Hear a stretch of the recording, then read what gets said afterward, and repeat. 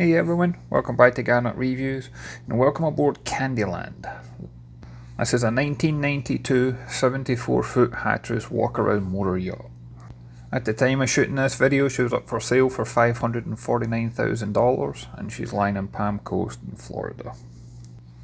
This one's had considerable time, money and effort invested into her in recent years, and as you can see, this one's been professionally painted with all grub paint and it's got such an impressive shine to her on a day like today. This is also one of the first years that they had introduced the European style stern, and it also helps modernise the appearance of the boat. Boarding's easily done, and this can be set up on both the port and starboard side, so it doesn't matter what side of berth you come alongside. And once you climb up on board, the theme of easy access still continues. You've got plenty of handholds and space that leads into the aft cockpit. In here you're going to find an outdoor seating area for 4. The owners included Yeti coolers on either side, and most of this seating area is actually covered from the overhang from the Flybridge, and that overhang has got lights recessed into it, so that way you can enjoy being out here whether it's day or night. And for having refreshments close on hand to your friends and family, we do have a wet bar out here. And you've got plenty of deck space for walking around the aft deck, for leading out to the side decks, or for leading down into the stern. So the stern's got this spiral staircase that leads down. There's like an extended platform at the bottom. And the middle section of those handrails, those are removable. So we could easily drop down the tender from the Flybridge, and you've got easy boarding access stepping on and off the rib. And you'll also note there's storage compartments down here. Normally these are used for cleaning materials. You can also use it for anything to do with the tender, and also things like snorkel equipment and even fishing equipment. And as I make my way back up to the deck, you'll see that these do have lights recessed into the side, so this can be illuminated for night access. Again, there's more outdoor storage access here. And then note that there's a door that leads out to the side decks, and that way you can close it if you've got young kids or if you've got pets on board, keeping them all enclosed. And as I make my way to the bow, you start to grasp just the sheer size of this yacht. She's 74 feet in length, she's got a beam of just over 18 feet, and she's got a 5.5 feet draft. This one does have a lower helm, and there's easy side access on both sides. And then when we make our way to the bow, you'll see there's plenty of seating up here, including a large sun pad that's moulded into the coach roof. At the bow itself, we've got the electric windlass. This one does have the winch on top of it, which is always handy if you're ever going through the lock gates. The windlass can be operated on the bow, but it can be operated at both the lower helm and the Flybridge. And the bow is laid out in a way that this would also make a great area for socialising with friends, whether you're underway or whether you're at anchor.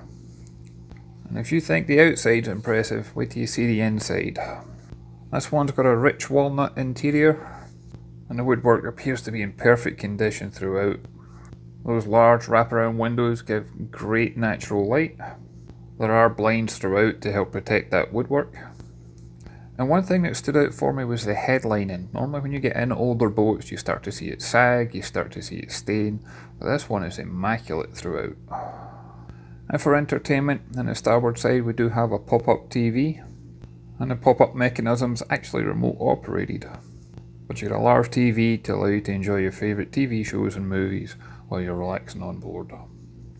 And just in front of that we've got the stairway access that leads down to the owner's suite as well as to the engine room. But they've actually installed a lift mechanism. This is ideal if you've got mobility issues, but it's also ideal if you want to do things like take batteries down to the engine room or take large packs of water or any heavy goods. You can use this as a lift so you're not carrying it up and down the stairs. And this lift does also have a seat that you can attach to it. The seat's just in storage because it's not currently being used. But it's also great that this access isn't as intrusive as some of the other lifts I've seen in yachts before. Moving further forward, we then have the guest day heads. And this one benefits from being on deck level, so you don't have to go up and down stairs to access it. And opposite on the port side is where you'll find the galley, and this one has a breakfast bar attached to it. Look at how open the galley is, look at how much natural light you have, how much countertop space you have. And countertop space is important these days since everybody enjoys using air fryers and George Foreman's and things like that. But as well as an abundance of storage, you've got the microwave convection oven, 4-burner electric stovetop.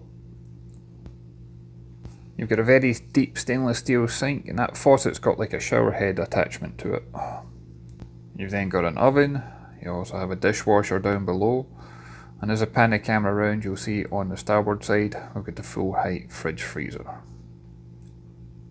And if you look closely, you'll notice that throughout the entire yacht you'll find a lot of locking mechanisms for the drawers and cabinets, and that way nothing opens while the boat's underway.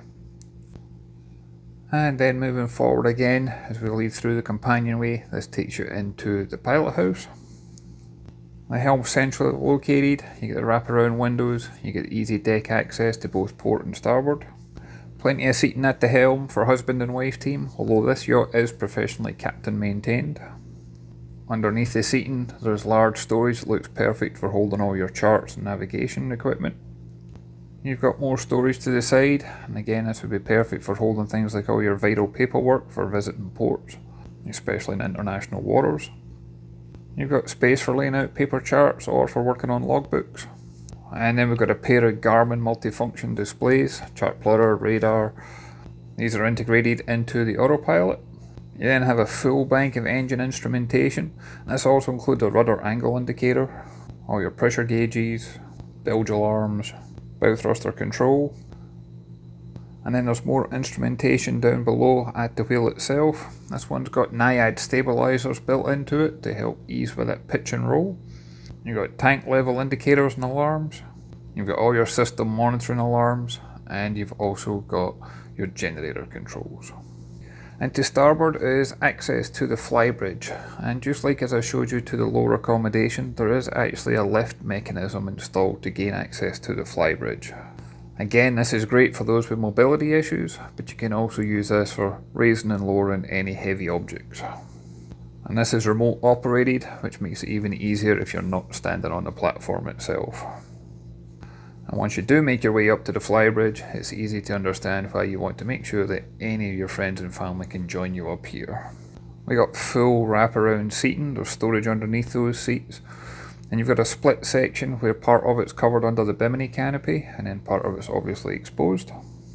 At the stern you're going to find we've got a remote operated deck crane, and we've got the AB rigid inflatable tender, and that outboard recently went through its 100-hour service.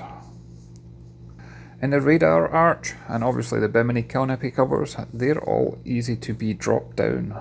So although there wasn't the exact measurement on hand, it is possible that this one could be capable of doing the Great Loop, although it's going to be one of the largest boats for doing that.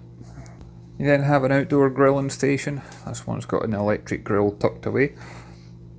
And if this is my yacht, this is where I'd be doing most of the cruising, is up on the Flybridge. You get such comfortable seating for your family and friends. You get this outdoor dining area. You got storage for any of the essentials you want to have close at hand. You've got the bar stools mounted in place. This is the type of yacht you could easily enjoy cruising South Florida, Bahamas, Bimini, and all the islands in the Caribbean. You get two very comfortable helm seats, again designed for husband and wife.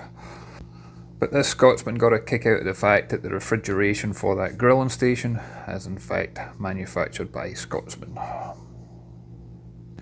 And at the helm, you've got almost all of the same instrumentation you had down below. You've certainly got a full complement up here that you could use the Flybridge for cruising and not just for docking.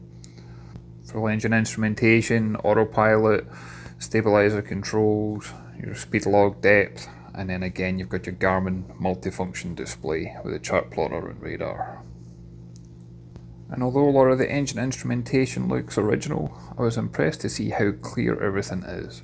Again, with the older boats, sometimes you see these where they've got the glass faded out, but you can't say that with this one. The yacht's been so well maintained throughout its entire life. And if we pop back down inside, just next to the lower helm is where you get the stairway access that leads to the forward accommodation. And that rich walnut interior makes its way down below as well. And in this section we've got three cabins. On the bow is where the captain actually uses as her cabin. You've got a large island berth that's easily accessible from either side. You've got natural light from those portholes on either side, as well as from the hatch overhead. You got the TV to the side. Those pictures in the bulkhead actually lead into the anchor locker. And then there's plenty of storage in this cabin. I didn't open any of the drawers and cabinets because it is in use by the captain. But there's more than adequate storage in here where the captain has spent time, full time on board during long passage making trips. I was also impressed with the headroom in here. I'm 6'2", and normally once you start making your way forward on the yacht, it normally drops off. But there's great headroom in here. And this cabin is fully ensuite. You've got the toilet, you've got the shower, you've got the sink, and there's plenty of storage in here for toiletries and personal belongings. You also have both light and ventilation from that overhead hatch. And all the toilets you have on board, they use that vacuum flush system. And as for capacities, you've got the freshwater tank, which is 251 gallons, and you've got a 215 gallon holding tank. We then have a twin guest cabin. This one's got kind of bunk bed mechanism, and you also find that this cabin's actually ensuite as well. And again, you get the full complement of the toilet, shower and sink. Plenty of storage in here for your toiletries and personal belongings as well. And you'll also notice as I do the walkthrough that this yacht is fully air conditioned. Every cabin you go into has got multiple AC vents, including the head compartment. This twin guest cabin has got storage underneath the bottom bunk, but there's also the full height storage behind the door leading into the heads. For now, this one's being used mainly as storage for different serviceable parts and components of the yacht. And then back out in the main companionway, just at the bottom of the steps, you'll find that this one has got full laundry facilities. We have both got the washer and the dryer in here. Perfect for keeping all your clothes clean, but it's also ideal for keeping towels and linens fresh too. And then leading aft again, this takes you into the VIP guest cabin, and I'm going to admit, when I walked in here, when I did the first walkthrough, I thought this was the owner's stateroom. It's such a large, spacious and well equipped cabin. You got that large island berth in the middle. You've got the large windows on the side that will give you plenty of natural light. You've got plenty of storage in different various lockers, drawers and cabinets. You've got the TV by the side for entertainment. You've got independent AC controls in here. And that high gloss woodwork, it just impresses you throughout the entire boat. Doesn't matter what cabin you're in. And then as well as the corner storage that you have here, we also have both access to storage on the right hand side and also storage behind the door leading into the head. But again, being a fully ensuite cabin, this one has got your toilet, your shower, your sink, storage for toiletries and personal belongings. And the shower in particular is very bright. It's got an opening porthole in here, which is also going to be great for extra ventilation. Someone thought this design through, and the last thing you want is steam building up in that cabin. Now what you probably were not expecting from this stateroom is that on the bulkhead, that doorway, that is walk-in access to the engine room. And in here you're going to find a pair of Detroit diesels. These are 12V92 TABs. They've got 1,050 horsepower each. They've got approximately 3,600 hours on the clock. You can expect speeds probably around about the 14-15 knot cruise and a top end of around 20 knots. She's got 3 fuel tanks, 1,386 gallons each. Now, if you're careful with those throttles, you'll easily hit a 1,000-mile range. But look how much light you have here, how much room you have to service and maintain those engines. And speaking of maintenance, there's all sorts of documentation that goes with this yacht that shows just the different projects that's taking place, including having rebuilt port turbo, injectors have been rebuilt, the cylinder heads have been reconditioned, things along those lines. I've often said in the videos that the easier it is to maintain the engines, the more likelihood the engines have been maintained. There's so much room in here, including headroom. There's no excuse not to keep on top of these engines. And for the new owners taking over, everything's so clearly labelled and documented, it would take no time at all to get brought up to speed on how every component in here works and operates. And as well as being able to access the engine room from the forward section through that guest cabin, you also have access to the engine room. This is basically the bottom of the spiral staircase where you saw that lift earlier. But this passageway also leads into the owner's stateroom. And this has to be up there with one of the biggest staterooms I've featured in any of the yachts on my YouTube channel to date.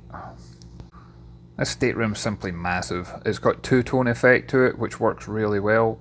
It's got wraparound windows, which gives plenty of natural light if you wanted it in, but plenty of curtains if you want privacy. You've got a ton of drawers, lockers, cabinets in here. You could easily make this a permanent liveaboard. You've got full entertainment, including the TV on the port side. But one of the things that caught my attention in here, and this is a little trick I was told years ago when my dad and I started the boat business, is there's personalised tills in here that says Candi Land. Sounds simple enough, but it just shows that somewhere along the lines somebody's taken that time and effort to show pride into the ownership of the boat. And then I'm sure by now you're expecting this yacht to have full ensuite facilities for the owner's stateroom. But were you expecting to not only find a bathtub but find a jacuzzi as well? Because I wasn't. And there's plenty of room in this head compartment where you can easily use that shower, toilet, sink, and have plenty of room to manoeuvre. And by having the owner's stateroom separate from all the other accommodation sections, you've also got plenty of privacy in here, which is ideal, especially if you're going to have lots of friends and family on board. And for long-term liveaboard cruising, on the opposite side, not only do you have storage, you have walk-in access storage. You see we've got the hanging rails throughout, we've got different shelves and compartments. This has got a mixture of personal belongings, but it's also an area where you could store different mechanical spares and repairs, since you've got that engine room access right next to you. The list of options is endless.